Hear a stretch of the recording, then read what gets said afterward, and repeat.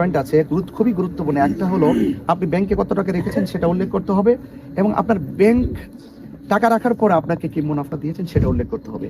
আর আমার কলামে যেটা ওই নির্বাচন কমিশন যে কলামটা উল্লেখ করেছেন, সেখানে বন্ড আছে, সেখানে সঞ্চয় আছে, সেখানে আমানত আছে, সেখানে সুদ আছে।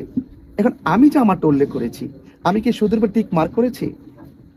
সেটা কিন্তু যারা এই বিষয়টা উল্লেখ করেছে আমার কাছে না জেনে, একটা মানুষ কিন্তু দেখেন যারা সুদের টাকা জমা হয়, এমনও তো হতে পারে যে আমি সে নিল না, ব্যাখ্যাটা আমার কাছে সওয়াব ছাড়া আর কি, সওয়াবের আশা না করে একজনকে দিয়ে দিল, ঠিক আছে কিনা, সে এটা দিয়ে যেটা করলো, কিন্তু এটা আমাকে জিজ্ঞেস করলো না, কিন্তু আমি এটা কোন কারণে, এটা আমারটা কোন প্রেক্ষাপটে জমা হয়েছে সেটাও আমাকে জিজ্ঞেস করলো না। এই যে একটি গায়ে পড়ে ঈর্ষান্বিত হয়ে কিছু কিছু মানুষ আমাকে টার্গেট করে মনে হচ্ছে এমন একটা অবস্থা সৃষ্টি করেছিল।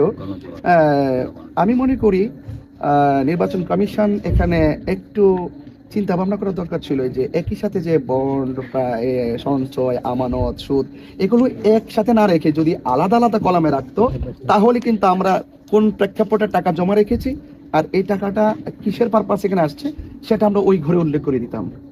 তো এখানে 4-5টা কলম দেওয়ার পর সুদটা আপনি বের করে নিয়ে আসলেন, তাহলে আমারটা আনলেন, এটা কোন